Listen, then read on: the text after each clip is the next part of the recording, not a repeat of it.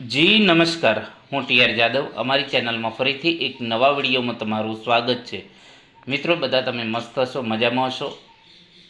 મિત્રો, ઘણા મિત્રોનો મેસેજ આવે છે, ફોન આવે છે કે સર, જીએસઆરટીસી હેલ્પર કંડક્ટર ડ્રાઈવરમાં શું નવી ભરતી આવશે, અથવા તો જો નવી ભરતી આવે તો એની લાયકાત શું છે, એના વિશે પરીક્ષાનો અભ્યાસક્રમ શું છે, તેમજ અન્ય જે જરૂરી માહિતી વિશે વિડીયો બનાવજો. તો એ માટે આ વિડીયો બનાવેલો છે, જેથી દરેક મિત્રોને ખ્યાલ આવે. તો જો ચેનલમાં નવા હોય તો ચેનલને સબસ્ક્રાઈબ કરી લેજો, બીજા મિત્રોને શેર પણ કરી લેજો, જેથી કરીને આપણે અવનવા વિડીયો બનાવતા રહે, તમને માહિતી મળતી રહે. તો આ વિડીયોમાં વાત કરીશું જીએસઆરટીસી હેલ્પર ભરતી 2026 મોટી અપડેટ. હેલ્પર, કંડક્ટર અને ડ્રાઈવર નવી ભરતી ક્યારે આવશે, શિક્ષણ અને વયમર્યાદા માટે વયમર્યાદા શું છે, પરીક્ષા પદ્ધતિ વિશે, બરાબર, તૈયારી કેવી રીતે કરવી જેથી સિલેક્શન થાય, તેના વિશે વિગતવાર ચર્ચા કરીશું. તો ચાલો મિત્રો, અહીં તમે જોઈ શકો છો, હમણાં ગુજરાત સરકારનું જે બજેટ જાહેર થયું છે, તો એ બજેટમાં જે બંદરો અને વાહન વ્યવહાર માટે શું જાહેરાત થઈ છે, બરાબર, શું જોગવાઈ કરેલી છે, તો તેના વિશે ચર્ચા કરી લઈશું. તો બંદરો અને વાહન વ્યવહાર વિભાગ માટે કુલ 4,314 કરોડની જોગવાઈ કરેલી છે. વાહન વ્યવહારની વાત કરીશું તો કે જાહેર પરિવહનમાં નાગરિકોની સલામતી અને સગવડતાને ધ્યાને લઈ આધુનિક ટેકનોલોજી ધરાવતી 2,963 જેટલી નવી બસો માટે 1,286 કરોડની જોગવાઈ કરી છે, બરાબર. તો અહીં તમે જોઈ શકો છો, જે ભરતી આવે એના આધાર જોઈ રહ્યા છો કે ચોક્કસ ભરતી આવશે, કારણ કે નવી બસો આવશે તો ડ્રાઈવરોની પણ જરૂર પડશે, કંડક્ટરોની પણ જરૂર પડશે અને હેલ્પરની પણ જરૂર પડશે. તો મિત્રો, એ પ્રમાણે જોતાં હમણાં જે દિવ્યાંગ ઉમેદવારો માટે હેલ્પર અને કંડક્ટરમાં ભરતી જાહેર થઈ છે અને હજુ પણ જગ્યાઓ ખાલી જ છે. તો આજે જોગવાઈ કરી છે એ પ્રમાણે નવી બસો ઉમેરાશે, તો એ પ્રમાણે જરૂરિયાત પણ રહેશે. તો અને ખાસ જે કંડક્ટરમાં જો નોકરી કરી રહ્યા છે તો એમાં પણ જગ્યાઓ ખાલી છે, કારણ કે હમણાં શિક્ષકની જે ભરતી આવેલી છે એમાં ઘણા સિલેક્ટ થયેલા છે, પછી પોલીસમાં ઘણા સિલેક્ટ થયા છે, અને વયમર્યાદાના કારણે નિવૃત્તિનું પણ પ્રમાણ થોડું વધેલું છે. તો એ પ્રમાણે જગ્યાઓ કંડક્ટરમાં પણ ખાલી છે, હેલ્પરમાં પણ એ જ સ્થિતિ છે, ડ્રાઈવરમાં પણ એ જ સ્થિતિ છે.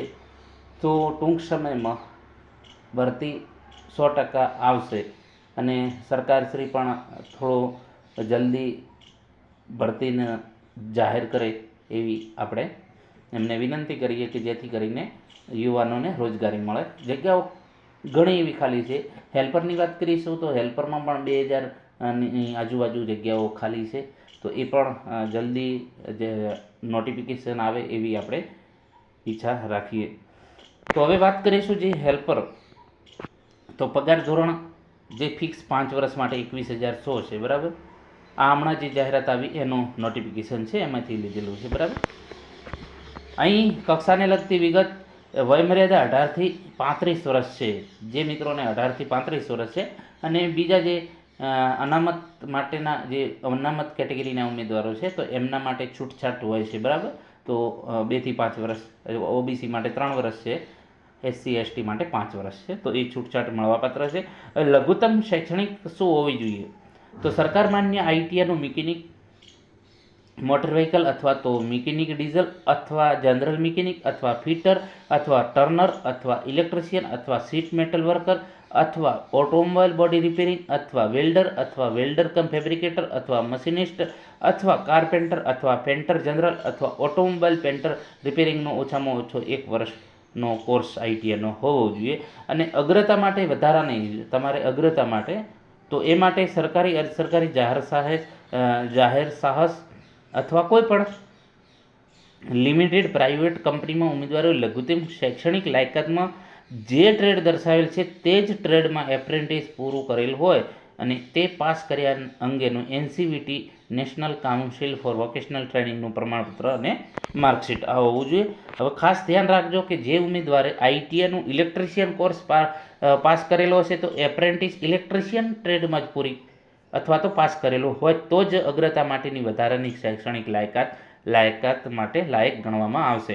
આઈટીઆઈમાં ઇલેક્ટ્રિશિયન કોર્સ પાસ કરેલ હશે પરંતુ એપ્રેન્ટિસ ઇલેક્ટ્રિશિયન ટ્રેડ સિવાય અન્ય કોર્સમાં લાઇનમેન છે, વાયરમેન વગેરેમાં પાસ કરેલ હોય તો એ અગ્રતા માટેની વધારાની શૈક્ષણિક લાયકાત અને લાયક ઠરશે નહીં અને ઉમેદવારી રદ થશે. આ ખાસ ધ્યાન રાખવું.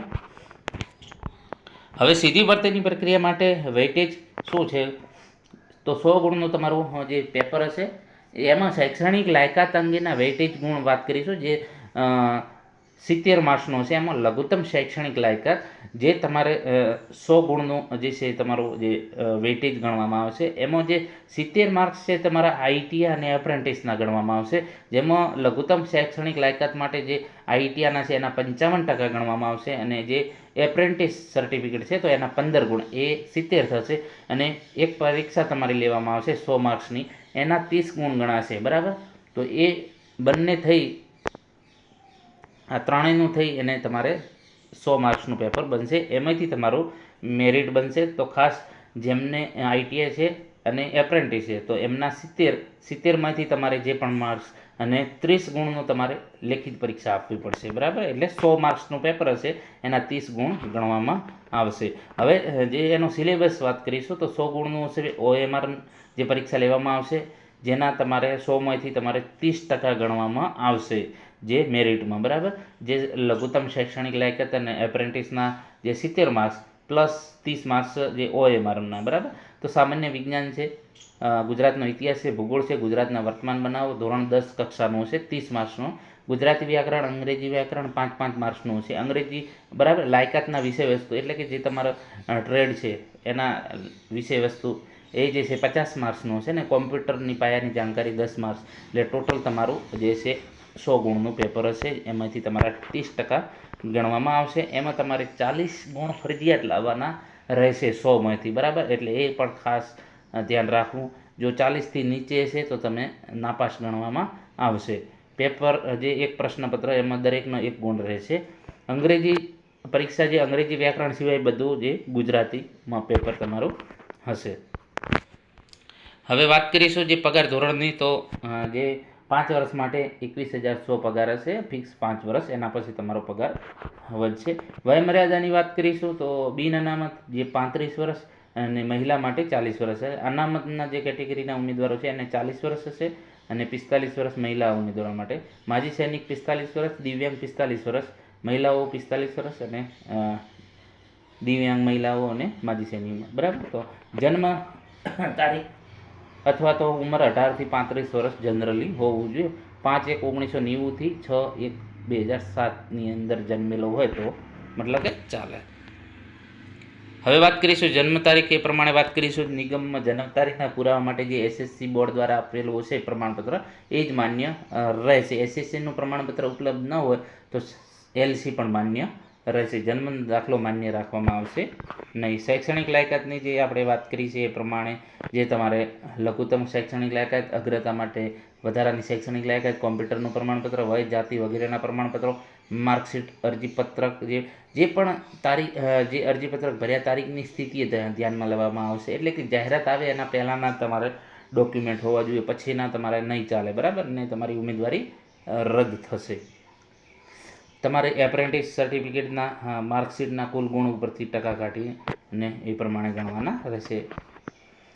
મહિલા ઉમેદવારો માટે પણ આપેલું છે કે મહિલા ઉમેદવારોએ અરજીમાં પિતાના નામને બદલે પતિનું નામ દર્શાવેલ હોય તો એમને મેરેજ સર્ટિફિકેટ ફરજિયાત કરાવવું જોઈએ. ગેજેટ રૂબરૂ દસ્તાવેજ ચકાસણી સમયે રજૂ કરવાનું રહેશે.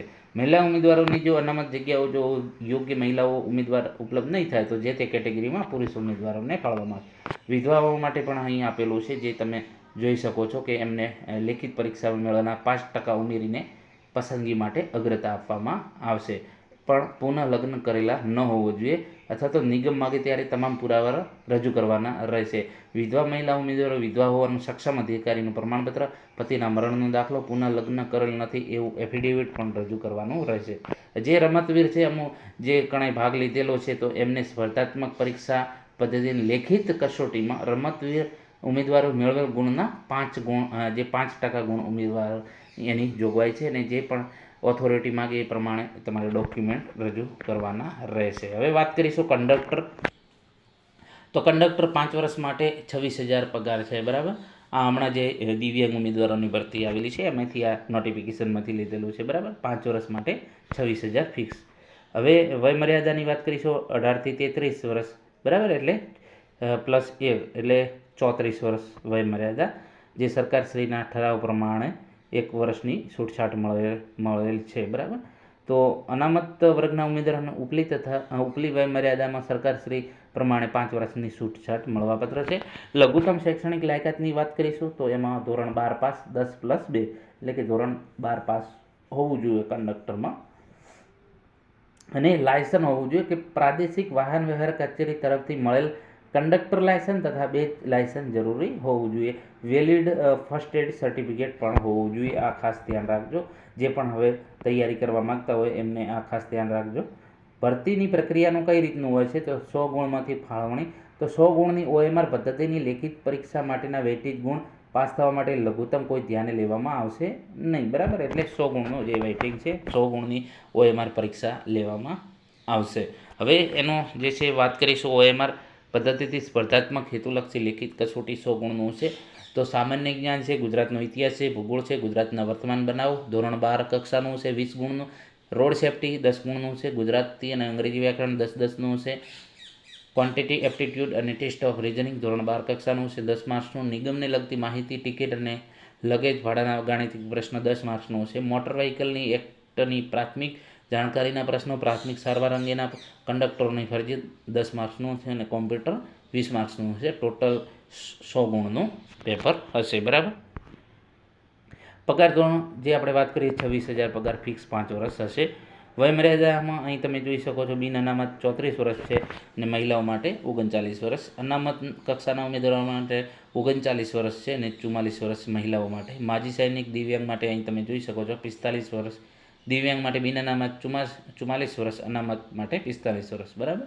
મહિલાઓ માટે 45 વર્ષ, 18 થી 34 વર્ષ, બરાબર. એ પ્રમાણે જન્મ તારીખ તો જે આપણે અગાઉ પણ વાત કરીએ એ પ્રમાણે SSCનું જે પ્રમાણપત્ર ધોરણ 10નું, બરાબર, તો એ પ્રમાણપત્રમાં જે તમારી જન્મ તારીખ હોય છે એ પ્રમાણે માન્ય ગણવામાં આવશે, અથવા તો LCમાં જે હોય છે એ પ્રમાણે તમારે જે માન્ય ગણવામાં આવશે. શૈક્ષણિક લાયકાતની વાત કરીશું. ધોરણ 12 પાસની માર્કશીટ, જાતિ પ્રમાણપત્ર, conductor licence, first aid certificate, બેજ વગેરેના જે માર્કશીટ અરજી કરવાની છેલ્લી તારીખ ધ્યાનમાં લેવામાં આવશે. ત્યારબાદના કોઈ પણ પ્રમાણપત્રો ધ્યાનમાં લેવામાં આવશે નહીં. તો અહીં જે સમકક્ષ લાયકાતના સંદર્ભમાં યોગ્ય સમકક્ષ લાયકાત ઓનલાઈન અરજી કરવાની છેલ્લી તારીખે ધરાવતા હોવા જોઈએ નહીં, બરાબર. એટલે કે અગાઉના જે ડોક્યુમેન્ટ હોવા જોઈએ. જો ઉમેદવારે ધોરણ 12 અને 12માની સમકક્ષની માર્કશીટના કુલ જે ગુણ છે એના ટકા કાઢીને અરજીપત્ર કરવાનું રહેશે. બીજી સૂચનાઓ પણ આપેલી છે એ પ્રમાણે તમારે કરવાનું રહેશે. ફર્સ્ટ એડ સર્ટિફિકેટ વિશે વાત કરીશું તો ઉમેદવારે ઓનલાઈન અરજી કરતી વખતે જે વેલિડિટી ધરાવતો ફર્સ્ટ એડ સર્ટિફિકેટ હોય તેની જ વિગતો ઓનલાઈન અરજીપત્રમાં દર્શાવવામાં રહેશે. જો અરજી કર્યા તારીખે ઓનલાઈન અરજીપત્રમાં દર્શાવેલ ફર્સ્ટ એડ સર્ટિફિકેટ વેલિડ નહીં હોય તો અરજીપત્રક રદ કરવામાં આવશે. જો વેલિડ ફર્સ્ટ એડ સર્ટિફિકેટ ન હોય અથવા તો વેલિડ ફર્સ્ટ એડ સર્ટિફિકેટ પૂર્ણ થઈ ગયું હોય તો નવું ફર્સ્ટ એડ સર્ટિફિકેટ મેળવવા માટેની ફીની પહોંચ અથવા તો પ્રોવિઝનલ સર્ટિફિકેટના આધારે ઓનલાઈન અરજી કરી શકાશે. જે ફીની પહોંચના આધારે ઓનલાઈન અરજી કરી હોય તે જ ફીની પહોંચના આધારે મેળવેલ પ્રોવિઝનલ સર્ટિફિકેટ અથવા તો જે વેલિડ ફર્સ્ટ એડ સર્ટિફિકેટ માન્ય રહેશે. તેમજ દસ્તાવેજ ચકાસણી વખતે રજૂ કરવાનું રહેશે.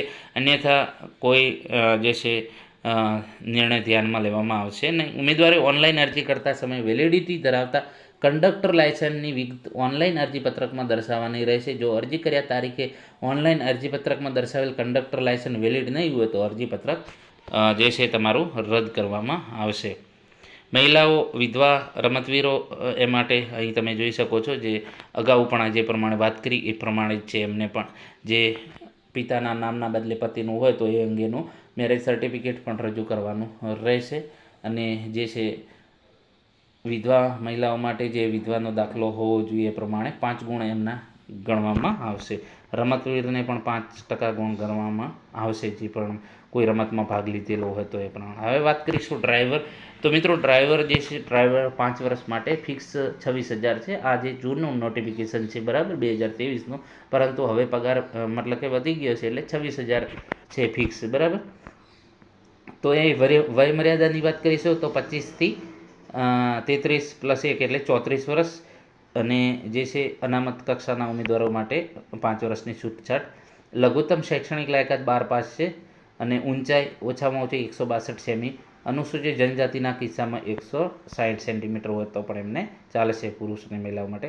લાયસન્સ વાત કરીશું તો પ્રાદેશિક વાહન વ્યવહાર કચેરી તરફથી પબ્લિક વાહન ચલાવવાનું હેવી લાયસન્સ તથા બેજ હોવો જરૂરી છે તથા હેવી ડ્રાઇવિંગ લાયસન્સમાં ઓછામાં ઓછું 4 વર્ષનું જૂનું હોવું જરૂરી છે. બ્રેકનો સમય અનુભવની ગણતરી ધ્યાનમાં લેવામાં આવશે નહીં તથા હેવી લાયસન્સ પછીનું ડીઝલ સહિતના ભારે વાહન ચલાવવાનું ઓછામાં ઓછો 4 વર્ષના અનુભવનું જે પ્રમાણપત્ર સાથે રજૂ કરવાનું રહેશે. બરાબર, તો એ પ્રમાણે જે છે તમારે એનું જે છે અનુભવનું પ્રમાણપત્ર પણ હોવું જોઈએ. હવે ભરતી પ્રક્રિયા કઈ રીતનું હશે? 100 ગુણમાંથી વેટેજ ગણતરી. તો 100 ગુણની OMR લેખિત પરીક્ષા પાસ થવા માટે કોઈ લઘુત્તમ લાયકાત નથી, પણ વેટેજ 40% અને 50 ગુણનો ઓટોમેટિક ડ્રાઇવિંગ ટેસ્ટ જે પાસ થવા માટે લઘુત્તમ 37 ગુણ મેળવવાના રહેશે. એટલે કે 60 વેટેજ એટલે ટોટલ તમારો 100. એટલે કે જે લેખિત પરીક્ષામાંથી 40 વેટેજ અને એનું ગણાશે 40% અને જે 50 ગુણનો ઓટોમેટિક ડ્રાઇવિંગ જે ટેસ્ટ છે એના 60 ગુણ ગણવામાં આવશે. હવે સિલેબસની વાત કરીશું તો સામાન્ય જ્ઞાન ગુજરાતી માધ્યમમાં ધોરણ 12 કક્ષાનું 30 ગુણ, રોડ સેફ્ટી અને ઓટો મિકેનિક ગુજરાતી માધ્યમમાં 20 ગુણ હશે. ગુજરાતી ભાષા અને વ્યાકરણ ધોરણ 12 કક્ષાનું 20 ગુણ, અંગ્રેજી ભાષા અને વ્યાકરણ જે ધોરણ 12 કક્ષાનું 10 ગુણ અને અંકગણિત ગુજરાતીમાં ધોરણ 10 કક્ષાનું જે 20 ગુણ, ટોટલ 100 ગુણનું પરીક્ષા તમારે લેવામાં આવશે. એ પ્રમાણે તો આ જે છે 100 ગુણના એના 40% ગણાશે અને જે ડ્રાઇવિંગ ટેસ્ટ હશે એના 60 વેટેજ ગણવામાં આવશે. નેગેટિવ પદ્ધતિ પણ છે આમાં. પગાર ધોરણની વાત કરીશું તો જે પ્રમાણે 26,000 5 વર્ષ ફિક્સ હશે. જે વયમર્યાદામાં જે બિન અનામત જે 34 વર્ષ છે અને મહિલાઓ માટે 39, અનામત જે 39 વર્ષ છે અને મહિલાઓ માટે 44 વર્ષ છે. માજી સૈનિક માટે 45 વર્ષ છે, મહિલા માટે પણ 45 વર્ષ છે. એ પ્રમાણે 25થી 34 વર્ષ જનરલી. બરાબર, તો અહીં તમે એ પ્રમાણે છૂટછાટ પણ મળવાપાત્ર છે. જન્મ તારીખ જે SSCમાં તમારું જે પ્રમાણપત્ર છે એમાં જે જન્મ તારીખ લખેલી છે, જન્મનો દાખલો માન્ય ગણવામાં આવશે નહીં અથવા તો LCનું પણ માન્ય રાખવામાં આવશે. શૈક્ષણિક લાયકાતમાં તમે જોઈ શકો છો કે ધોરણ 12 પાસની માર્કશીટ, વય, જાતિ પ્રમાણપત્ર જે પણ ડોક્યુમેન્ટ છે એ અરજી તમે કરો એના પહેલાંનું હોવું જોઈએ. બરાબર, ધોરણ 12 પાસની ગુજરાત માધ્યમિક અને ઉચ્ચતર માધ્યમિક શિક્ષણ બોર્ડ તથા અન્ય બોર્ડનું જ માન્ય રહેશે. ડિપ્લોમાના કિસ્સામાં જો સમકક્ષનો જે છે તો એ તમારે મતલબ કે કોર્સ માન્ય ગણવામાં આવશે. ધોરણ 12 અને 12 સમકક્ષ પાસની માર્કશીટ કુલ ગુણ ઉપરથી ટકા કાઢીને અરજી કરવાની રહેશે. અનુભવની વાત કરીશું તો RTO કચેરી તરફથી હેવી લાયસન્સ એટલે કે HGV, HPV અને HSV લાયસન્સ ઇસ્યુ થયા તારીખ પછીનો અનુભવ માન્ય ગણવામાં આવશે. ઉમેદવાર ઓનલાઈન અરજી કર્યા તારીખ સમયે PSV બેઝ ધરાવતો હોવો જોઈએ. જો ઓનલાઈન અરજી કર્યા બાદ PSV બેઝ મેળવેલ હશે તો જ માન્ય રહેશે, નહીં તો અરજીપત્ર રદ કરવામાં આવશે. જો ઉમેદવાર હેવી બસ કે ટ્રાવેલ ચલાવવાનો અનુભવ ધરાવતા હોય તો ઓનલાઈન અરજીમાં PSV થયા તારીખથી અનુભવ દર્શાવવાનો રહેશે. આ કિસ્સામાં PSV થયા પહેલાંનો અનુભવ માન્ય રહેશે નહીં. દાખલા તરીકે PSV 1/1/2011ના રોજ થયેલું હોય તો તેનો પહેલાંનો અનુભવ માન્ય રહેશે નહીં. તેમજ જો ઉમેદવારે 2/1/2011થી અનુભવ દર્શાવ્યો હોય તો 2/1/11 માન્ય રહેશે. ઉમેદવાર જો હેવી ટ્રક ચલાવવાનો અનુભવ ધરાવતા હોય એટલે ઓનલાઈન અરજીપત્રમાં ટ્રેન્સ થયા તારીખથી અનુભવ દર્શાવવાનો રહેશે. આ કિસ્સામાં ટ્રેન્સ થયા પહેલાંનો અનુભવ માન્ય રહેશે નહીં. એ પ્રમાણે જે તારીખ 1/1/2011ના રોજ થયેલું હોય તો પહેલાંનો અનુભવ માન્ય રહેશે નહીં. જો ઉમેદવારો 2/1/2011થી અનુભવ દર્શાવ્યો હોય તો 2/1/2011થી માન્ય રહેશે. એ પ્રમાણે ઓનલાઈન અરજીપત્રમાં ટ્રાન્સપોર્ટ ટ્રાવેલ સંસ્થા પેઢીનો અનુભવ જેટલા સમયનો સમયગાળો હોય તે ટ્રાન્સપોર્ટ ટ્રાવેલ સંસ્થા પેઢી તેટલા સમયગાળામાં ઓછામાં ઓછો 4 વર્ષનો અનુભવ પ્રમાણપત્ર હોવું જોઈએ. બરાબર, ટ્રાન્સપોર્ટ ટ્રાવેલ સંસ્થા પેઢીના પ્રમાણપત્રો માલિકની સહી સિક્કો અનિવાર્ય. જો નહીં હોય તો પ્રમાણપત્ર ગ્રાહ્ય રાખવામાં આવશે નહીં ને ઉમેદવારી રદ કરવામાં આવશે. 108ની એમ્બ્યુલન્સનો અનુભવ કે હેવી વ્હીકલ ન હોવાના કારણે માન્ય રહેશે નહીં. 108ની એમ્બ્યુલન્સનો અનુભવ હેવી વ્હીકલ ન હોવાથી કારણે માન્ય રહેશે નહીં. એટલે કે 108નો જે અનુભવ છે એ હેવી વ્હીકલ ગણવામાં આવતું નથી એટલે એનું માન્ય રહેશે નહીં. બરાબર, તો એ પ્રમાણે અહીં તમે જોઈ શકો છો. અહીં જે છે અનુભવનો પ્રમાણપત્રનો નમૂનો પણ આપેલો છે. તો એ પ્રમાણે તમારે એ સંસ્થામાંથી જે તે સંસ્થામાં તમે અનુભવ કર્યો હોય, બરાબર. મહિલાઓ વિધવા ઉમેદવારો માટે જે પ્રમાણે આપણે અગાઉ વાત કરી એ પ્રમાણે જે છે રજૂઆત કરેલી છે એ પ્રમાણે, બરાબર. તો મિત્રો આ જે છે ડ્રાઈવર કંડક્ટર જીએસઆરટીસીમાં ડ્રાઈવર કંડક્ટર અને હેલ્પર વિશે સંપૂર્ણ ડિટેલમાં ચર્ચા કરી. જો વિડીયો પસંદ આવ્યો તો લાઇક, શેર અને મિત્રો વધુમાં વધુ મિત્રોને શેર કરજો.